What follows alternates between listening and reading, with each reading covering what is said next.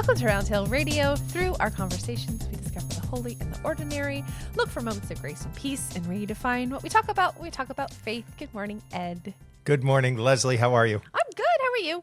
I'm good. Excellent. Good. Still waiting for our studio.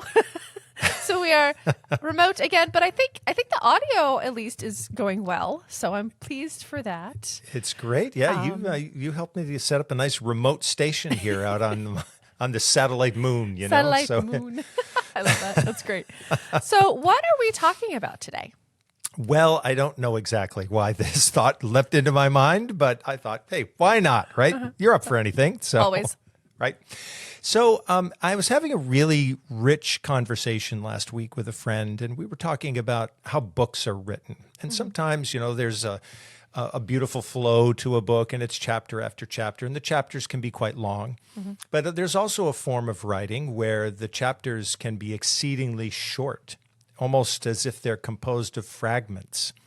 And that can be a really attractive style of literature, right? You sort of just move from fragment to fragment, and maybe they're not even that closely related to each other, these fragments.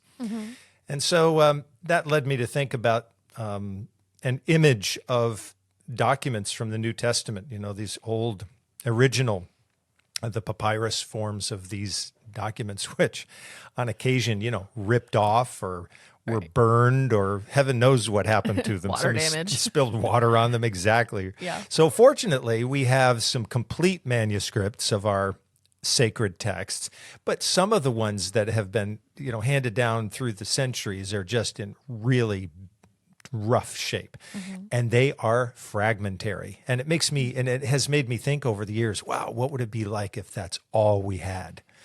And there's even a suspicion that the ending of the Gospel of Mark, which is a strange ending, it literally ends with the phrase, "For they were afraid," period, maybe there because the end of it broke off. And, so we don't have the ending. Or later on, people added endings, but the original one, who knows? Who knows where that is? Yeah. So over the last year, I would say, I've been following a kind of literature called fast fiction. And it's usually fast fiction is a short story that's fewer than 1,500 words, usually 1,000 words. But you can have fast fiction that's only 6 words. Oh, wow. Yeah.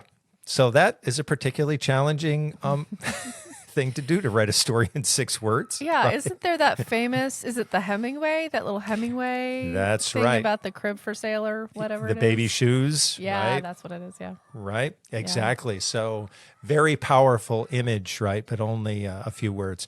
So I have been reading fast fiction, and some people write fast fiction and only put a very, very few, chapters or words. And one that I came across that I love is called Og 9-Fog. So it's meant to be a journal entry, August 9th, right? Fog. It's written by a woman named Catherine Scanlon. And she was at an estate sale when she saw something that looked like a box of garbage. So I guess she's the kind of person that, hey, I think I'm going to root through that box of garbage. And she opened it up, and there was a diary there. Oh. And she took the diary out. It was one of those diaries that has the little clasp lock. Oh, yeah. Right? How cool are they? So good. And this was so weather worn and had been water damaged over the years that when she picked it up, the lock actually fell off.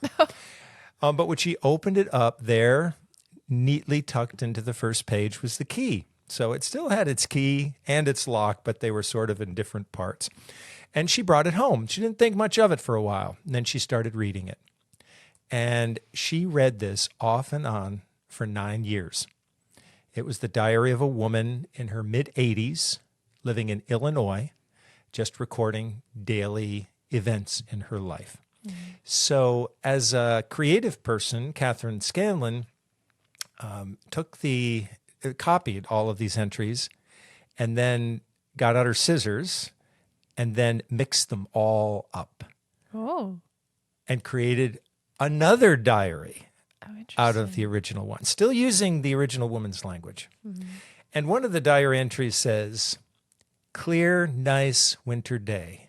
Not doing much today.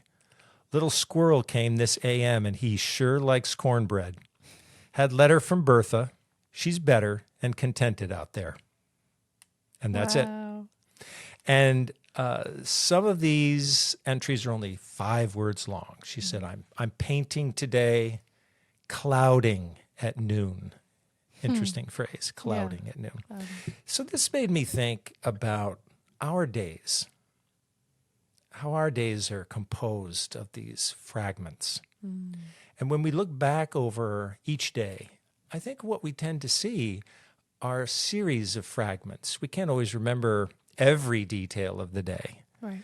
But if someone says, oh, what were your turning points? What were your celebration moments? Or what major event happened? We can pick those out. Those might be the kind of things that would go into our journals and our diaries. And we get a lot of meaning out of that in our lives. It doesn't have to be much. Yeah. And so this is what's on my mind these days. Holy fragments. And I suppose, Leslie, I'm also saying this because I've been going through a lot of paraphernalia from my family that had been also boxed up. And I came across a whole year of my mother's journal entries. Oh, wow. Which I have not yet started, but I was just so amazed that that was there. Because she started writing well before this particular journal, was composed. But this has much longer entries than were normal for her, in the past. I did skim through a few of them, and you could see some days she was nostalgic. Some days she said, it's a gray day today, feeling sad, went for a walk, felt better, that kind of thing. But it's amazing to me how those simple lines can be charged with so much meaning for people who come after, like us. Yeah. Oh, absolutely. This makes me think of 2 things. The first is when I went to visit my grandfather, and he was in Birmingham at the time. This was probably, 6 months, a year before he passed. I went with my dad, who was at this point sort of overseeing his finances and all that stuff. So we had some business to do with him. And I guess he brought my grandfather this box of papers and stuff and was looking through it. And so he had found this sort of little, I guess, journal, you could call it. I think it was a calendar that he had actually used in kind of like a journal, but it was from the war when he was in France. And he was so dismissive of it. He was like, oh, yes, whatever. Sure. It's whatever. And I was like holding it like it was a holy object because, the Holy Grail, we found it. Yeah, because I Right. I didn't, know much of my grandparents' lives. My grandparents had their kids when they were a little bit older, and then my parents were older when they had me, and so it's like I was so young, even when they passed. So it was amazing just to have this thing. And the funny thing is, I was talking to my dad about this visit the other day, and he barely remembers it. And it's like a key memory of mine, just being able to see it. And I talked to him about it, and he's like, was that, if you say so, I'll see if I can find it, but I have no idea where that went. Oh my gosh. Isn't that perfect? It was so perfect of this thing had become holy to me. Sure. And so precious. And I think I left it with him or something. And he was like, oh yeah. It made me laugh so hard. And then speaking of fragments, have you seen these 5-year journals? Yes. I love these. So I have never been good and consistent about journal keeping, which is on track with my personality. But I did manage to do a 5-year one for, I think, a couple years on and off. But I love that they have, they're small to begin with. Yes. And then each page has 5 sections. Yes. Where you really can only fit 3 sentences and just a little memory, a little thought, today we went to the park and it was beautiful. That's really all you can fit. And you write the year.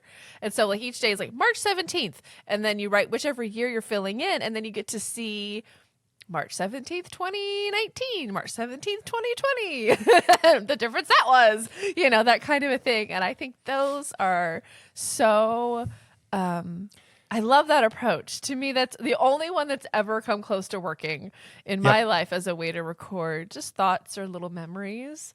I love those. Those are just they're little fragments. They require you to be succinct in your thoughts. And I think, I'll have to go back and look, but I think that the journal that Catherine Scanlon found was a 5-year journal. And I'm not sure that I actually had heard of it up until that time. So it's really interesting that you mentioned that, because I think that's why she was able to see the comparison over time. I really like that approach. Isn't that great? And I think that yes, it was a 5-year journal, because it was roughly 67 to 72. That was the period of time. Got it.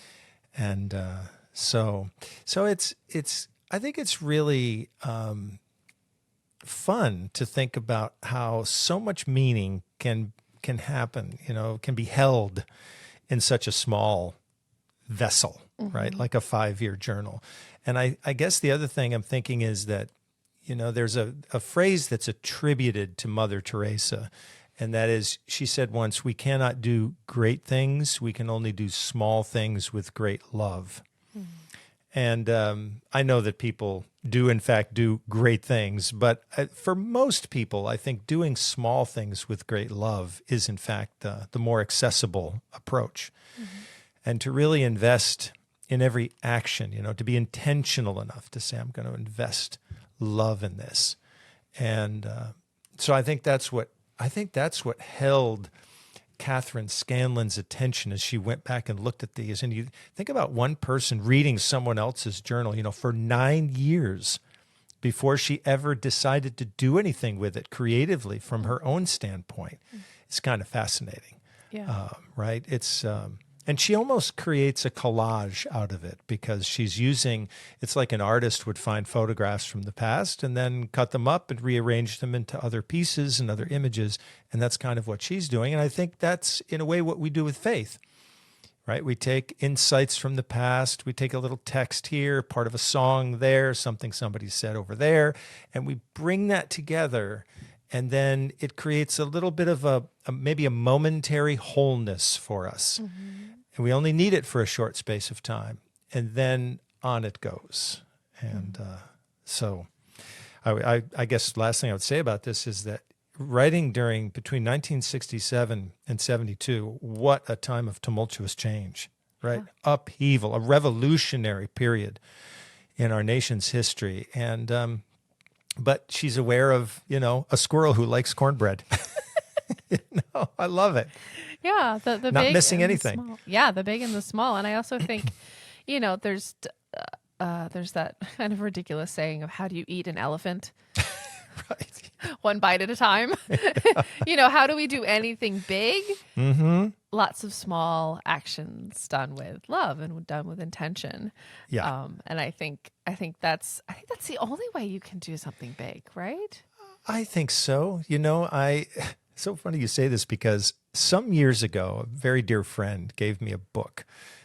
It's about 750 pages long, and it's been resting on my shelf for a while. It's aging like fine wine. It is. And it was gently calling to me. And I thought, you know what? In honor of my friend, he's no longer alive. He was a very, very close friend. I'm going to read this thing. And I thought to myself, I am not going to read more than 2 pages a day of this. I am in no rush.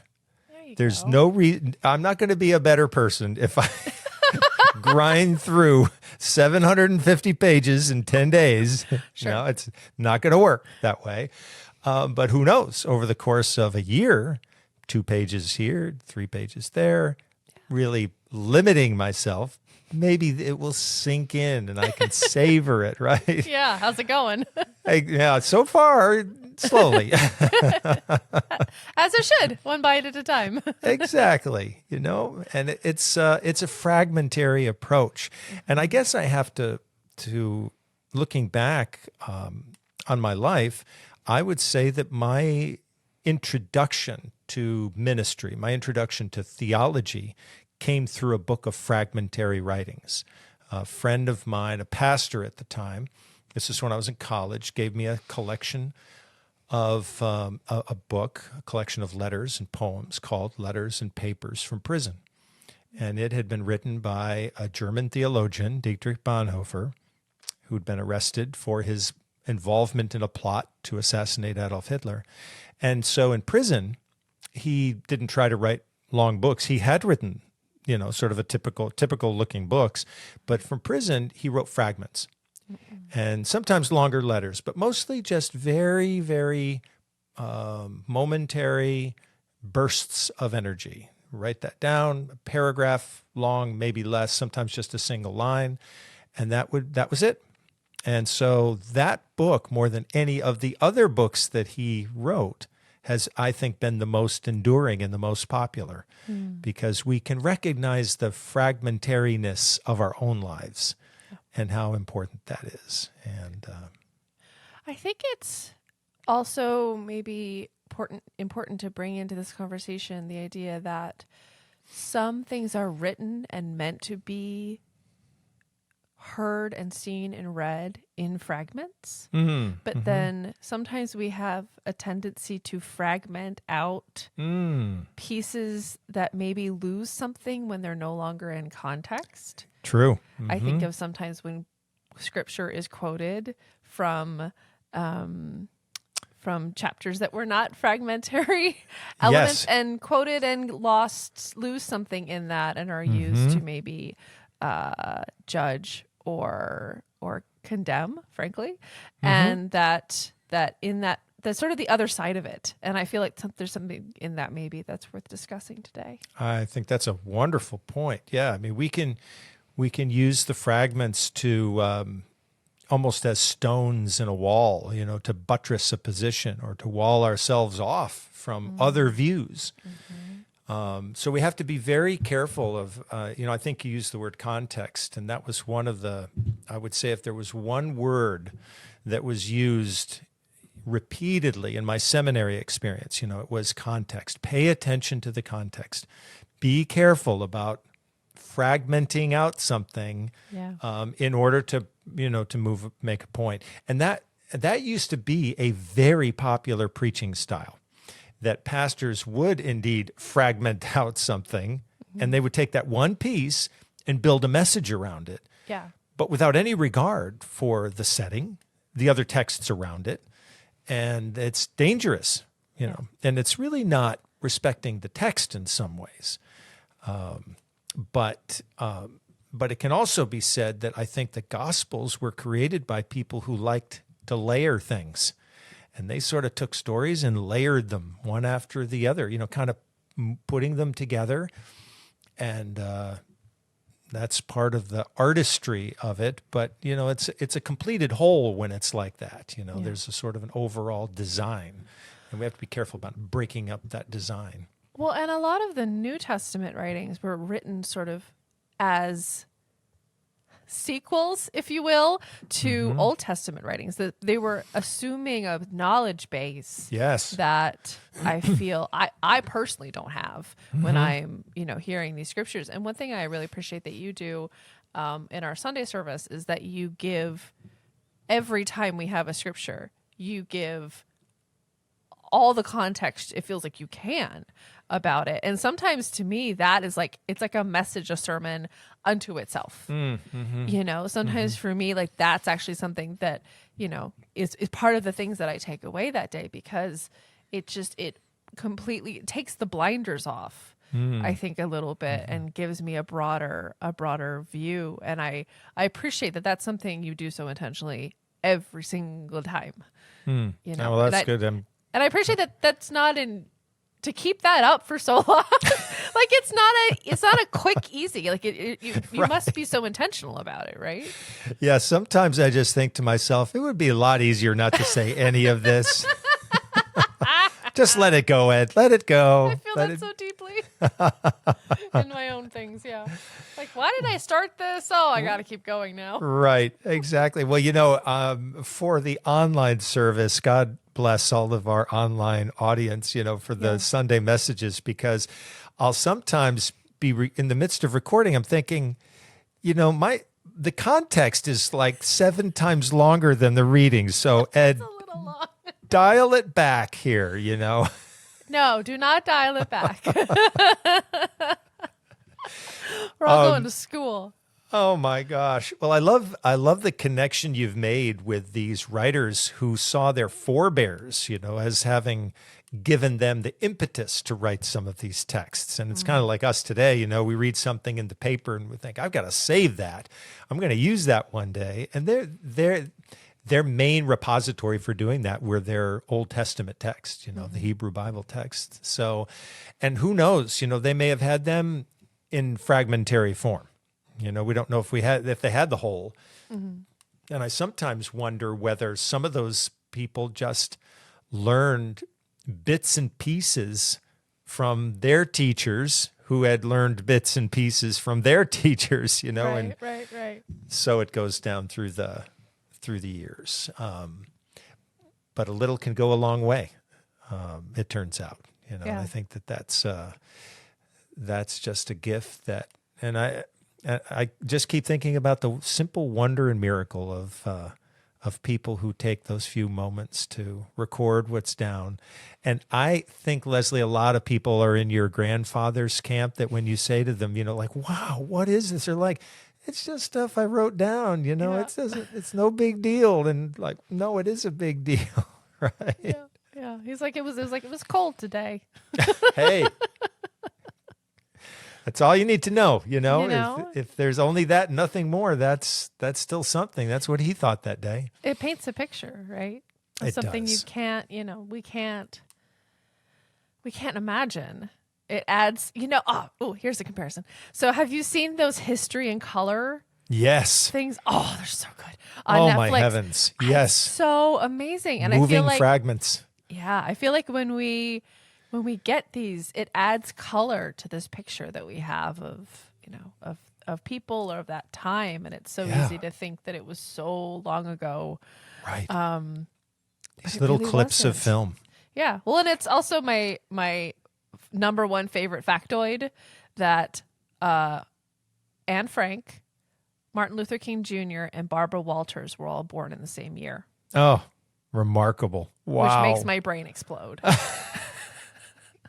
But it helps me also remember that like these things that we talk about were not that long ago. Yes. Yeah. And that That's we, right. you know, these lessons we can add color to and remember that, you know, we still have things to learn and we're not that far removed from people who made some pretty big mistakes and also did some amazing acts of courage, and that both of those things have happened within a single lifetime. Yes, so true. When I'm looking at those brief clips from, you know, 1910, 1906, 1898, and looking at the faces of the people, I mean, I get a chill because they're looking back at the camera. Yeah. Because they're so fascinated. Like, What is that? What is this thing, you know? Yeah. And watching people cross the street and someone reaching out for someone else's hand and someone shaking out an umbrella, and these really mundane, ordinary things are suddenly just charged with significance. Yeah. So I think it goes back to those wonderful words that you say every time we do this, you know, searching out the holy and the ordinary. Yeah. Yeah. Right? It's all around us. And these little tiny pieces, these moments of film, photographs, whatever, they just suggest this, you know, and pull us in. It's amazing. It makes me think about, you know, like you were saying at the beginning of this episode, that, you know, when we look back at our day, these little moments of joy, of learning, of growth, you know, they can add up to a lot, but it's not always about what they add up to even. It's just what we can glean from them, of, you know, from looking back 5 years from now, like, oh, I went to the park today, and what a heartwarming, wonderful memory that is of something just so simple. Yep. And that there's beauty in that simplicity. There's holy in that ordinary moment. Yeah. Yeah. I love it. Well, I think that there's beauty in fragments, and this is, you know, we're still in the early weeks of a new year, and it's a great way to appreciate that, because life sometimes, I think we get frustrated because it feels fragmentary, and I don't think that's not our only option. You know, we can also be grateful for those little pieces and then cherish them, savor them, look at them, you know, and then think about how they compel us to move on. I love that. Well, thank you so much for this conversation, Ed. Thank you all for joining us. Round Hill Radio is brought to you by the friends and members of Round Hill Community Church. For more information, please visit roundhillradio.org. If you enjoyed this podcast, there are a few things that you can do that would make a big difference to us. Like the video, subscribe if you aren't, and click the notification bell and select all. Thank you.